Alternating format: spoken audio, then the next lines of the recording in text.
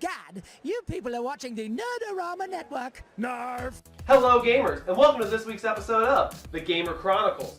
This week, I am doing my very first Sega Saturn game review, so hang on for Darius Gaiden. Darius Gaiden was released for the Saturn in 1996. It is a shoot-'em-up game in the style of R-Type. This is actually the third game in the series and was originally going to be released under the title Darius 3.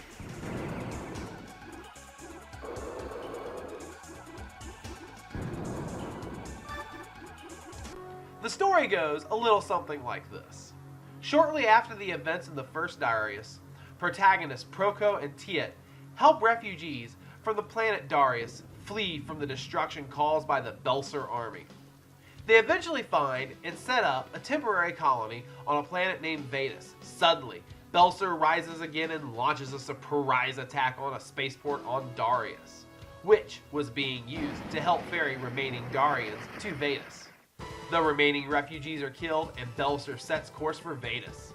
A fleet of Silverhawks are sent to fend off Belser but are easily annihilated. Once again, Proco and Tiet are given no choice but to fight off the Belser army once more. The story is not very original and very standard for a game like this. I give it a 3 out of 5.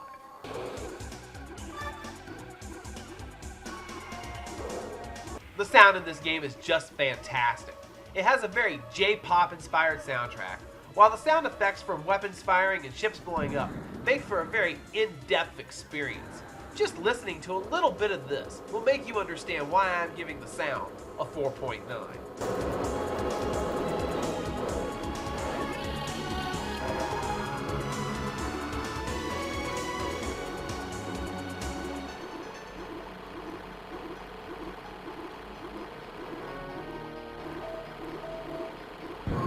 The gameplay is standard for what we have come to know in a game like this. The screen is always moving to the right, while you move your ship around to avoid what has been lovingly referred to as bullet hell. You have two attacks, your standard shot and your bomb. The standard shot can be upgraded, and trust me, you will need it as this game has some serious difficulty.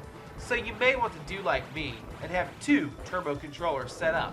When your credits run out on player 1, switch to player 2 if you want to get very far. I give the gameplay a 3.5.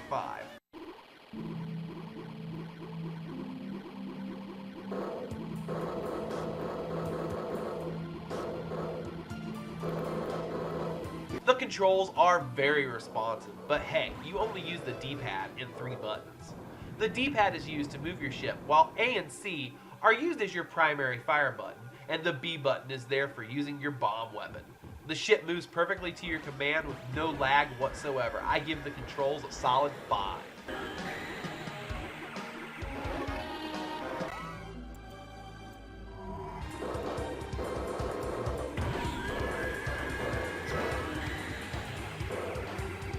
As far as the graphics are concerned, all I can say is, wow, this game is pretty. The animation of all the ships and bosses are just amazing with beautiful crisp colors and insanely awesome backgrounds. It is very hard to take your eyes off of this beauty, and I give the graphics a 5 out of 5.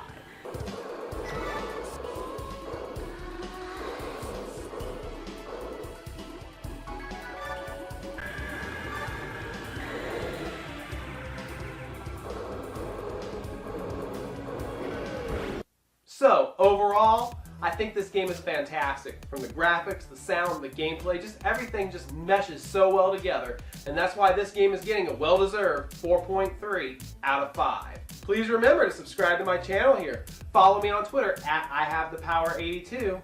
Thanks for watching, and game over.